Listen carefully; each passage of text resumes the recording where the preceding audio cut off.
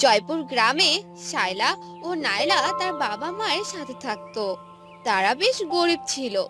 শায়লা নায়লার থেকে ফর্সা ছিল, তাই সে সবসময় অহংকার করত আর নায়লার সাথে হিংসে করত। মা, ও মা, আমার খুব খিদে পেয়েছে, আমাকে খেতে দাও। মা, আমার খুব খিদে পেয়েছে, আমাকেও খাবার দাও। নায়লা কালো ছিল বলে তার মা তাকে দেখতে পেত না। কালো বলে সব সময় তাকে অলক্ষী মনে করত। যা এখান থেকে। উপরওয়ালা যে কেন আমার পেটে এমন কালো মেয়ে দিয়েছে, কোন পাপের শাস্তি যে দিয়েছে বুঝি না আমি। মা, আমি তোমার নিজের মেয়ে, তাহলে আমার সাথে এমন ব্যবহার কেন করো? কালো বলে কি আমি মানুষ না? একদম মুখে মুখে তর্ক করবি না বলে দিলাম। খিদে পেয়েছে তো নিজেই নিয়ে খা, আমাকে বলিস কেন? মা শায়লা, আয়, আমি তোকে খাবার বেড়ে দিচ্ছি। নাইলা মন খারাপ করে ঘর থেকে বের হয়ে গেল আর একটি বটগাছের নিচে বসে কান্না করছিল। নাইলার বাবা নাইলাকে দেখে বলল, কিরে মা, কি হয়েছে তোর? এখানে বসে কাঁদছিস কেন? কেউ কি তোকে কিছু বলেছে? বাবা, কালো বলে কি আমি মানুষ না? আমার কি মন নেই? আমার কি খিদে পায় না? বুঝেছি, তোর মা কিছু বলেছে। তোর মাকে নিয়ে আর পারি না, আয় আমার সাথে, দেখছি আমি। নয়না আর তার বাবা বাড়িতে চলে গেল। শায়লা, নয়নার মা, কোথায় তুমি? এদিকে এসো। কি হয়েছে? এভাবে ষাঁড়ের মতো চেঁচাচ্ছ কেন? কি হয়েছে শুনি? এসব কি শুরু করেছো তুমি? নাইলা কি আমাদের মেয়ে না? কালো বলে নাইলার সাথে এত অন্যায় কেন করো? সমস্যা কি তোমার? আর যেন কখনো এসব না দেখি, তাহলে আমার থেকে খারাপ আর কেউ হবে না বলে দিলাম। এসব বলে নাইলাকে নিয়ে তার বাবা খেতে বসলো আর নাইলাকে নিজের হাতে খাইয়ে দিল। কিছুদিন পর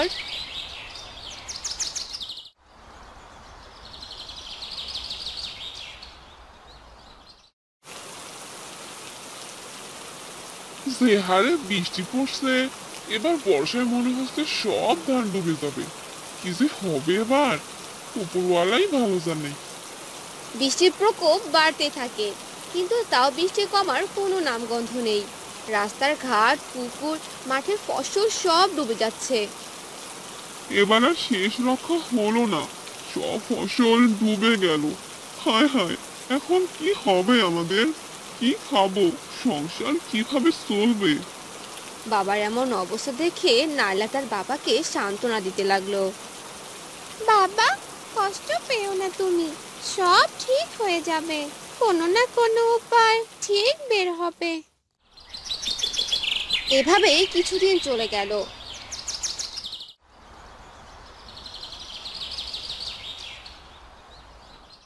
শায়লা ও নাইলাদের করুণ অবস্থা।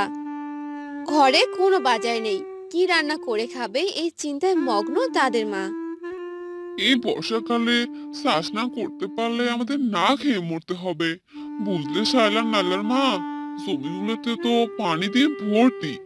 এবার ধান চাষ করতে না পারলে আমি সংসার চালাবো কি করে? নাইলার এসব কথা শুনে খুব খারাপ লাগলো। কিছুক্ষণ ভাবতে ভাবতে হঠাৎ নাইলার মাথায় একটি বুদ্ধি এলো আর নাইলা তার বাবাকে বলল, বাবা, আমার কাছে একটা আইডিয়া আছে, আমি কি বলবো? শুনবে আমার কথা? বাবা, যদি ঘরের চালে ধান চাষ করা যায়, তাহলে ফসল ডুবে যাওয়ার কোনো সুযোগ থাকবে না, আর ফসলও ভালোভাবে চাষ হবে। আরে বাহ, আইডিয়াটা তো দারুণ। আমি তো এত কিছু ভেবে দেখিনি। হ্যাঁ, তাই তো। আসলেই তো অনেক দারুণ আইডিয়া। এতদিনে একটা কথা বললি, শুনে খুব ভালো লাগলো। শায়লা, নায়লা ও তাদের বাবা ঘরের চালে ধান চাষের কাজে লেগে পড়ে। সবাই মিলে আনন্দের সাথে কাজ করতে থাকে। শায়লা আর নায়লার সাথে খারাপ আচরণ করে না, তাদের মাও নায়লার সাথে ভালো ব্যবহার করে। দেখেছো, এভাবে সবাই মিলে কাজ করলে কত ভালো লাগে। আমি একটু দোকানে গেলাম ধানের বীজ আনতে। ঠিক আছে, রাস্তাঘাটের যে অবস্থা, সাবধানে যেও। আচ্ছা ঠিক আছে, তোমরা কোনো চিন্তা করো না, আমি এই যাবো আর আসবো। শায়লা ও নাইলার বাবা বাজারের উদ্দেশ্যে চলে গেল বীজ আনার জন্য। দাদা, ও দাদা, আমাকে কিছু ধানের বীজ দাও তো। তুমি এই বর্ষে ধান চাষ করবে কিভাবে? চাষের জমি তো সব ডুবে গেছে। ঘরে সালে গো দাদা, ঘরে সালে। কি বলো কি? তুমি কি পাগল হয়ে গেছো? ঘরে সালে কেউ ধান চাষ করে? এসব বুদ্ধি কোথা থেকে পাও শুনি? এসব তুমি বুঝবে না দাদা, দেখি চাষ করে। দাও, এবার আমাকে তাড়াতাড়ি কিছু বীজ দাও। দাঁড়াও বাবু, দিছি দিছি। হ্যাঁ দাও। এই নাও দাদা। টাকা দিয়ে বাড়ির উদ্দেশ্যে রওনা দিল আর বাড়িতে চলে গেল। কই গো, নাইলা শালার মা, কোথায় গেলে শুনি? এদিকে এসো। আরে আসছি আসছি, কি হয়েছে বলো। এই নাও ধানের বীজ, কাল সকালেই চাষের কাজ শুরু করে দেব। আচ্ছা ঠিক আছে, এবার এসে ভাত খেয়ে নাও। শায়লা নায়লা ও তাদের বাবা মা একসঙ্গে ভাত খেতে বসে যায় আর হাসি ঠাট্টা করে করে খেয়ে উঠল। পরের দিন সকালবেলা। কই গো, তাড়াতাড়ি ওঠো সবাই, কাজে লেগে পড়তে হবে। শায়লা নায়লা ও তাদের মা উঠে কাজে লেগে পড়লো আর কিছুক্ষণের মধ্যেই সবাই ধানের বীজ লাগিয়ে ফেললো। এভাবে বেশ কিছুদিন চলে গেল। নায়লা দেখ, আমাদের ধান চাষ কত সুন্দর হয়েছে, তোর বুদ্ধিটা ভালোই কাজে লেগেছে। হ্যাঁ, তাই তো দেখছি। বাবা মা দেখো, কত সুন্দর ধান হয়েছে আমাদের চালে। শায়লা ও নাইলার বাবা মা ঘর থেকে বেরিয়ে এসে দেখলো ধানগুলো বেশ ভালোই চাষ হয়েছে আর বিক্রি করার উপযোগী হয়েছে। তারা সবাই মিলে ধানগুলি কাটতে লাগলো। সব ধান কাটা শেষ, এখন এগুলো বাজারে বিক্রি করে আসি। নাইলা ও শায়লার বাবা ধানগুলো বাজারে নিয়ে গেল। কে গো দাদা, এতগুলো ধান কোথায় পেলে? তোমাকে বলেছিলাম না ঘরের সালে ধান চাষ করব, সেই ধান এগুলো। বাহ, বেশ ভালোই ধান চাষ হয়েছে দেখছি। হ্যাঁ গো দাদা। শায়লা ও নাইলার বাবা ধানগুলো বিক্রি করে দিল আর অনেক টাকা পেল আর খুশি মনে বাড়িতে চলে গেল। কই গো, তোমরা সবাই কোথায় গেলে? এই দেখো, কত টাকা পেয়েছি, অনেক লাভ হয়েছে আমাদের। কি বলো কি, সত্যি? হ্যাঁ গো গিন্নি, হ্যাঁ। ভাগ্যিস নালা দারুণ একটা আইডিয়া দিয়েছিল, না হলে তো এবার আমাদের না খেয়ে মরতে হতো। ঠিক বলেছো গিন্নি। এরপর থেকে শায়লা নাইলা আর তাদের বাবা মা সুখে শান্তিতে বসবাস করতে লাগলো। আরে, এই সময় আবার বৃষ্টি শুরু হলো, এখন তো আর কেউ বাহিরে বের হবে না। আমি বরং বাড়িতে চলে যাই, নৌকাটাই গাছের সামনে বেঁধে রাখি। এই বলে কানাই নদীর এক পাশে নৌকা বেঁধে রাখলো আর হাঁটতে হাঁটতে বাড়ির দিকে যেতে লাগলো। আরে, কত জোরে বৃষ্টি পড়ছে, আজ বুঝি ঠান্ডা লেগেই যাবে। আশেপাশে তো কিছুই দেখতে পারছি না, যে মাথাটা একটু ঢেকে রাখবো। এ কথা বলে কানাই ভিজতে ভিজতে বাড়িতে আসতে লাগলো আর কিছুক্ষণ পর বাড়িতে চলে এলো। কি ব্যাপার গো, এই তোমার বাড়িতে আসার সময় হলো? দেখতেই পারছো আকাশটা অনেক খারাপ, যে কোনো সময় বৃষ্টি চলে আসতে পারে। তাড়াতাড়ি চলে এলেই তো পারতে, আর এখন তো ভিজে ভিজে এলে। আমি কি আর জানতাম গো গিন্নি যে এত জোরে বৃষ্টি আসবে? জানলে তো আগেই চলে আসতাম। এই নাও, শরীরটা মুছে নাও। এরপর কানাই একটা কাপড় দিয়ে শরীরটা মুছে নিল আর কানাইয়ের বউ কানাইকে খাবার এনে দিল আর কানাই খাবার খেয়ে নিল।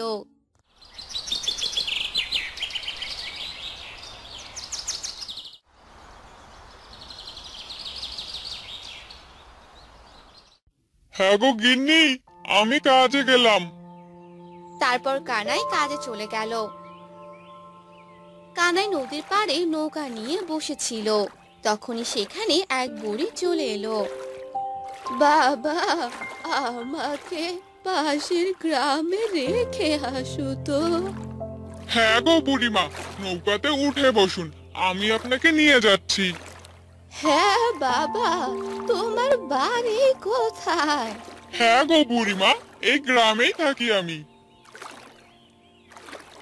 এরপর তারা পাশের গ্রামে পৌঁছে গেল, আর সে বুড়ি টাকা দিয়ে সেখান থেকে চলে গেল।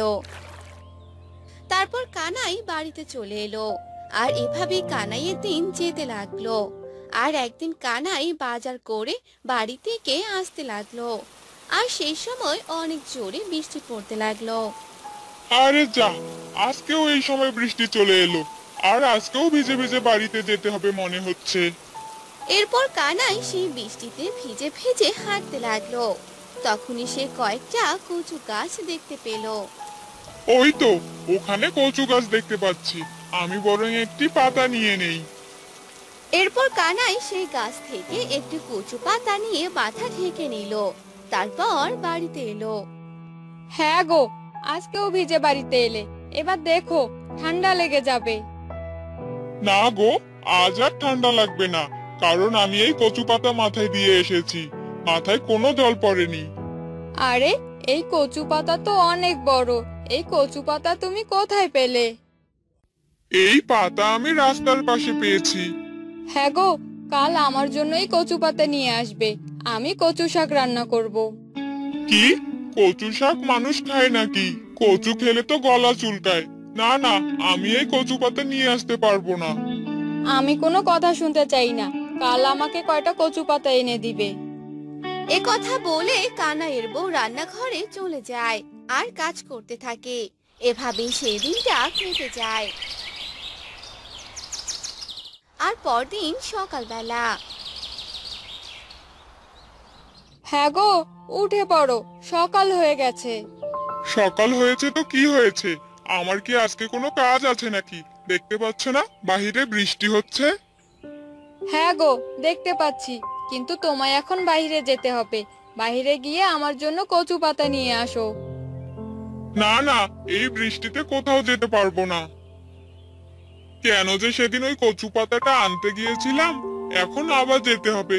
উফ বাবা, কিছুই ভালো লাগে না। বিড়বিড় করে কি বলছো শুনি?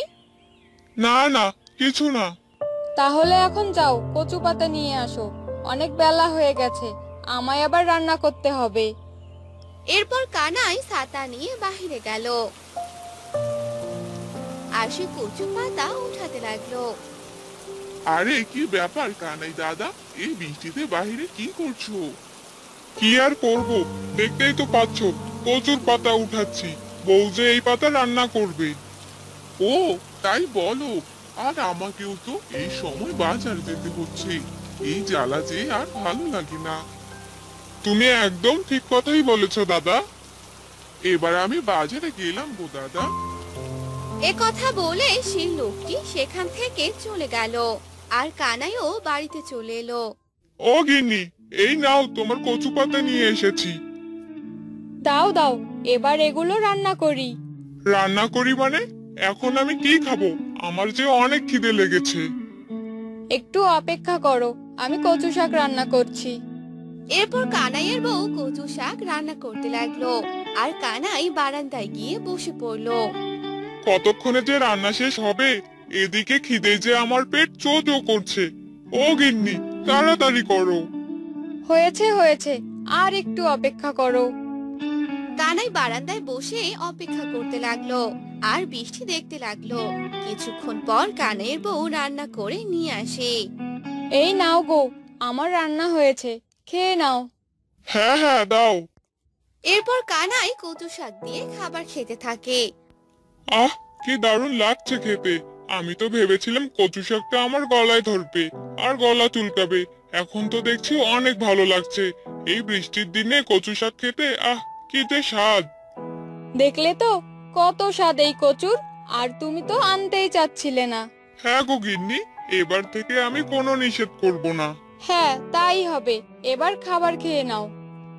তারপর কানাই ও তার বউ খাবার খেয়ে নিল। আর খাওয়া শেষে সেখানে এক বৃদ্ধ চলে এলো। মারে, আমায় কিছু খেতে দে। আরে কাকু, আপনি তো ভিজে গেছেন, আসেন ভিতরে আসেন, আগে শরীরটা মুছে নেন। এরপর সে বৃদ্ধ একটা কাপড় দিয়ে তার শরীরটা মুছে নিল। আর কানাইয়ের বউ তাকে খাবার খেতে দিল। আর বৃদ্ধ খেতে লাগলো। আরে বাহ, মারে, তুই তো অনেক ভালো কচু শাক রান্না করেছিস। খেতে অনেক ভালো হয়েছে। দে মা, আমায় আর একটু দে। এই নিন কাকু, খেয়ে নিন। এরপর সেই বৃদ্ধ খাবার খেয়ে নিল। আর অন্যদিকে কানাই ও তার বউ ভালোভাবেই দিন কাটাতে লাগলো।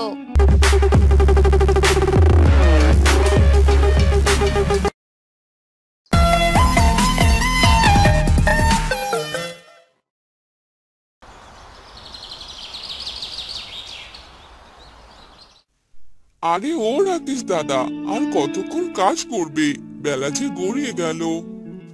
আর একটু বাকি আছে। জমিতে এত আগাছা হয়েছে কি বলবো। এগুলো পরিষ্কার না করলে যে ফসল ভালোভাবে হবে না। হ্যাঁ, সেটাই তো। আমি আমার জমিতে জল দিতে এসেছি। জমির মাটিতে ফেটে গেছে। হ্যাঁ দাদা, আজ বাজারে যাবে না? বউ তো বাজারে যেতে বলেছিল, কিন্তু আমার তো শরীরটা ভালো লাগছে না, তাই আজ আর যাব না। ঠিক আছে দাদা, আমি বরং বাড়িতে গেলাম। আমার জল দেয়া শেষ।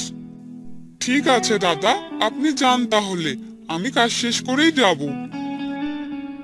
এই বলে শ্যামল সেখান থেকে চলে গেল। আর রাকেশ জমিতে কাজ করতে লাগলো। তারপর বাড়িতে চলে গেল।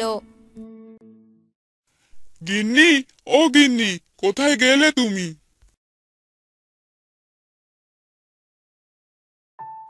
আরে কি হলো, এভাবে ডাকছো কেন? কি হয়েছে বলো। কত কাজ করে বাড়িতে এলাম, আর তুমি একটু জল নিয়ে আসবে তা না। তুমি তো একাই কাজ করো, আর তো কেউ কাজ করে না, তাই না? আমি তো বাড়িতে সারাদিন শুয়ে বসে থাকি। হয়েছে, এখন ঝগড়া না করে আমার জন্য একটু জল নিয়ে এসো।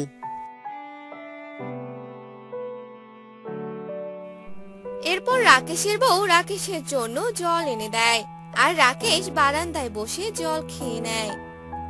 গোসল করে এসো, আমি তোমার খাবার বেড়ে দিচ্ছি। এরপর রাকেশ গোসল করতে যায়। তাদের গ্রামে থাকতো এক মোড়ল। সবাই তাদের ফসলের অর্ধেক অংশ মোড়লকে দিয়ে দিত। আর গ্রামের সব কৃষকদের জমি নিয়ে মোড়ল খুব সুখে দিন কাটাচ্ছিল। হ্যাঁ রে লালু, সব কৃষকদের কি খবর? এবার সবার জমিতে ফসল কেমন হয়েছে? আরে মালিক, আপনি কোনো চিন্তা করবেন না। ফসল ভালো হোক বা খারাপ হোক, আপনি আপনার ভাগটা ঠিক পেয়ে যাবেন। হ্যাঁ হ্যাঁ, তা তুই একদম ঠিক কথাই বলেছিস। যা, এবার আমার জন্য চা নিয়ে আয়।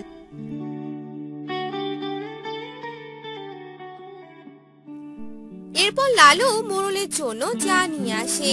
আর মোড়ল চা খেয়ে নেয়।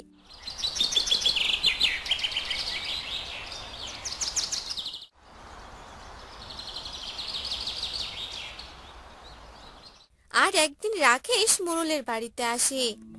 মোড়ল মশাই, ও মোড়ল মশাই, কোথায় গেলেন আপনি?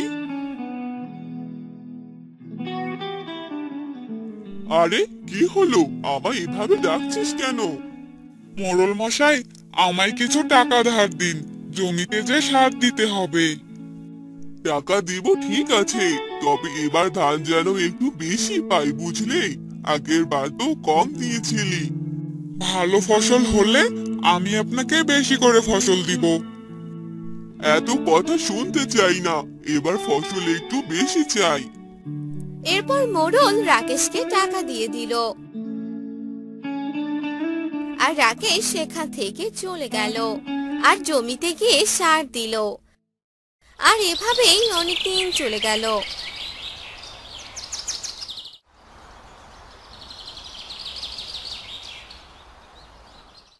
হায় ভগবান, এবার তো জমির ফসল একদম ভালো হয়নি।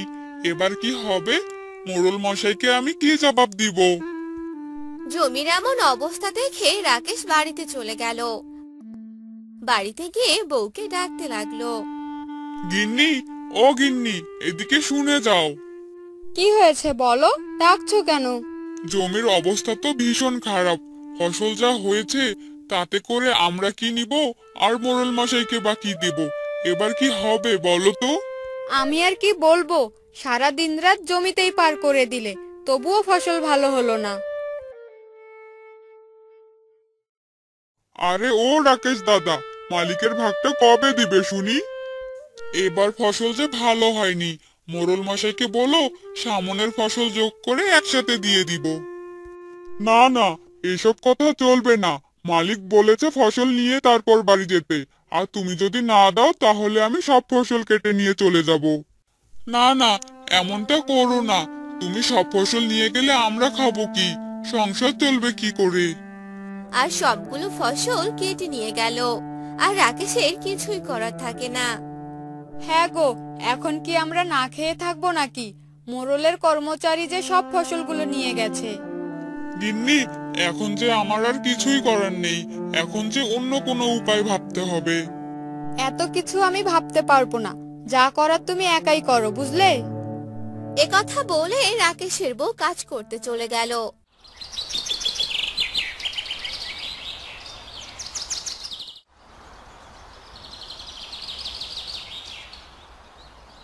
পরদিন সকালে রাকেশের বউ রান্না করতে যাবে, কিন্তু বাড়িতে কোনো বাজার না থাকায় সে বলতে থাকে।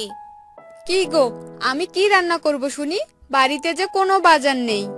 তুমি বরং বাগান থেকে কয়টা কচু উঠিয়ে নিয়ে এসো। এ কথা শুনে রাকেশের বউ বাগান থেকে কিছু কচু উঠিয়ে নিল, আর সেগুলো রান্না করলো।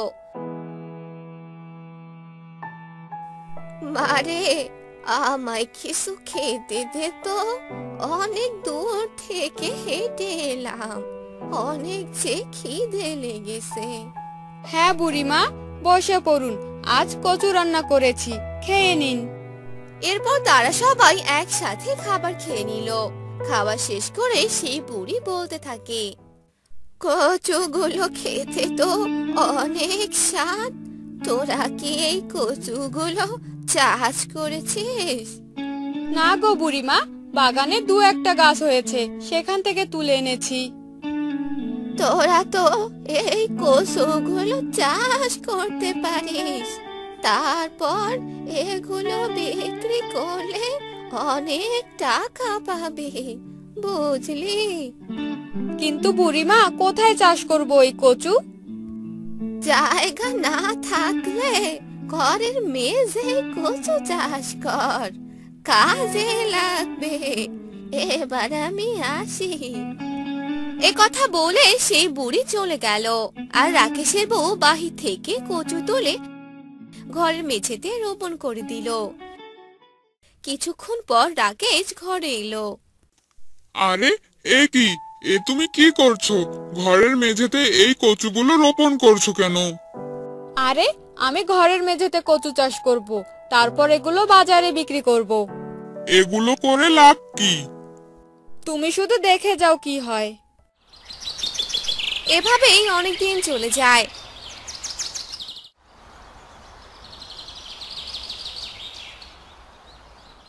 আর তাদের কচুগুলো বড় হয়ে যায়, আর সে কচুগুলো নিয়ে বাজারে যায় আর সবগুলো বিক্রি করে। তারপর বাড়িতে চলে আসে। গিন্নি, এই দেখো তোমার বুদ্ধির ফল। কি হয়েছে গো? আমি কচুগুলো বিক্রি করে অনেক টাকা পেয়েছি। তাই নাকি গো? তাহলে তো আমাদের আর কোনো কষ্ট থাকবে না, সব অভাব দূর হয়ে যাবে। হ্যাঁ গো, তুমি একদম ঠিক কথাই বলেছো। এরপর থেকে তারা ঘরের মেঝেতে কচু চাষ করে সুখে দিন কাটাতে লাগলো।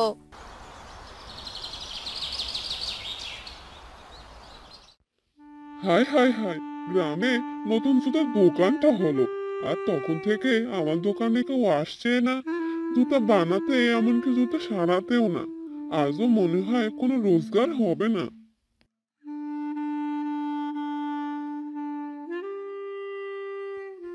দুদিন হলো ছেলেটা জ্বর থেকে উঠেছে। ছেলেটাকে আজকেও একটু ভালো মন্দ কিছু খাওয়াতে পারলাম না। এরকম ভাবে আর কতদিন চালাই বলো তো? কেউ তো আসছেই না আমার কাছে জুতার জন্য। হ্যাঁ গো, তুমি তো নতুন জুতোর দোকানটাতেই একবার যেতে পারো, গিয়ে বলে দেখো কাজ পাও কিনা। দেখি, কাল তাহলে একবার যাই। এই দেখো, জল খাও জল খাও। কি যে হচ্ছে গ্রামটার, এই নিয়ে তো অনেকগুলো গরু চুরি হয়ে গেল গো।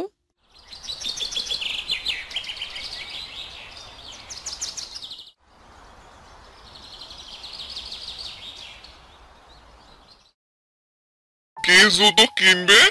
না, আগে আমি হরিনাথ, এই গ্রামের একমাত্র মুসি। আপনাদের জুতা বানানোর কারখানায় যদি একটা কাজ পেতাম। না না, এখন আমাদের লোকের দরকার নেই। একটু দেখুন না, যদি কিছু একটা কাজ থাকে। আমি জুতা বানানো থেকে জুতা সারানো সব পারি। বললাম তো, এখন লাগবে না, যাও তো। আপনার তো লোকের দরকার ছিল, তাহলে নিলেন না যে কাজে? পাগল নাকি, কারখানায় ওকে নেই। আর তারপর? ও, বুঝেছি স্যার, বুঝেছি। আর কিছু বলতে হবে না। আসুন আসুন, ভিতরে আসুন। গ্রীষ্ম, বর্ষা, শরৎ, শীত, ভ্যারাইটি সুয়েস্টার্স সুপার হিট। হা হা হা হা।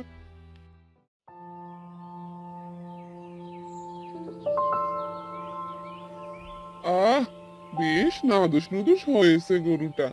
গোবিন্দ ভাইয়ার যত্ন আছে বলতে হয়।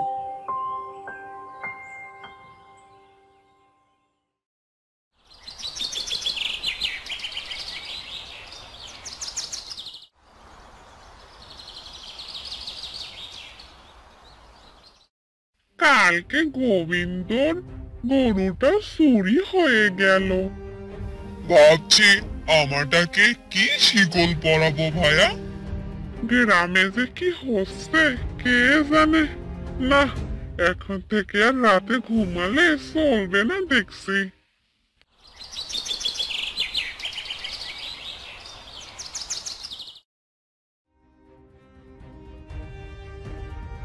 এই ধর ধর, চোর হাতে নাতে ধরা পড়েছে। একে হরিনাথ, তুই তুই শেষে এতদিন ধরে গরু চুরি করে বেড়াচ্ছিস? মার বেটাকে মার। কোথায় রেখেছিস বাকি গরুগুলোকে? হ্যাঁ বাবু, বাবু বিশ্বাস করুন, আমি চুরি করিনি আমি। জ্বর থেকে উঠে ছেলেটাকে না খেতে পেয়ে ছেলেটার হাত পা একেবারে বেরিয়ে গেছে, তাই একটু দুধ নিতে এসেছিলাম গো।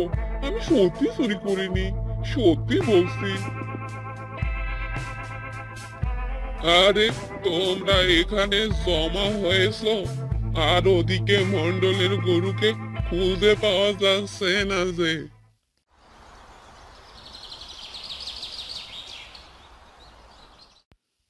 মন্ডলের গরু চুরি হওয়ার সময় হরি তো তোমাদের সামনেই ছিল। তার মানে হরিনাথ নয়, এ অন্য কারো কাজ। এরকম ভাবে চলতে থাকলে তো গ্রামে আরো একটা গরু থাকবে না। আমি থানায় খবর দিয়েছি, দারোগা বাবু আসছেন।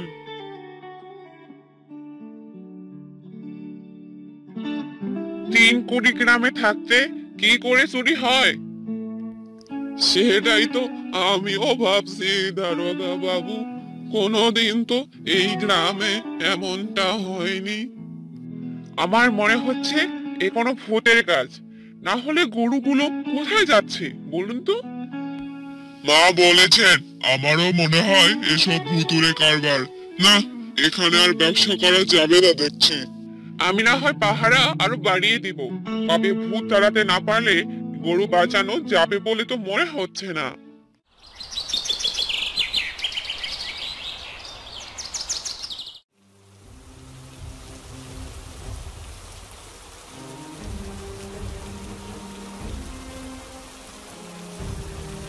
এ কি, ভূতের পায়ে আবার সামরাস্তটি?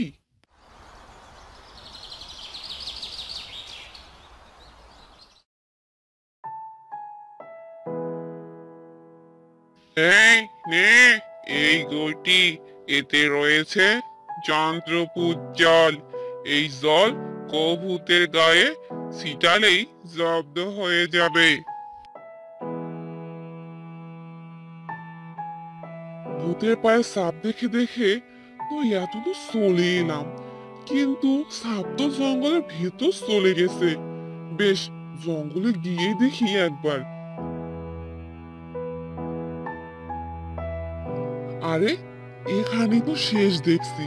তার মানে, আচ্ছা ঠিক আছে, এই গাছটার তলায় কিছুক্ষণ জিরিয়ে নেই।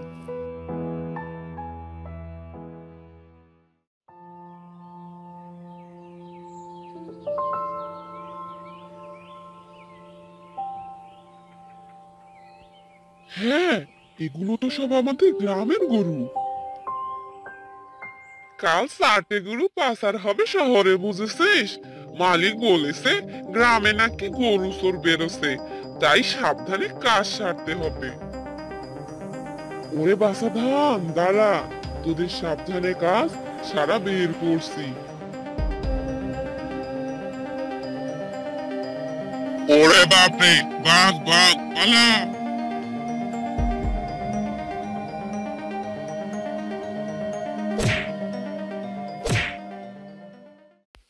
আহ, উফ, ওরে বাবা রে, মরে গেলাম রে।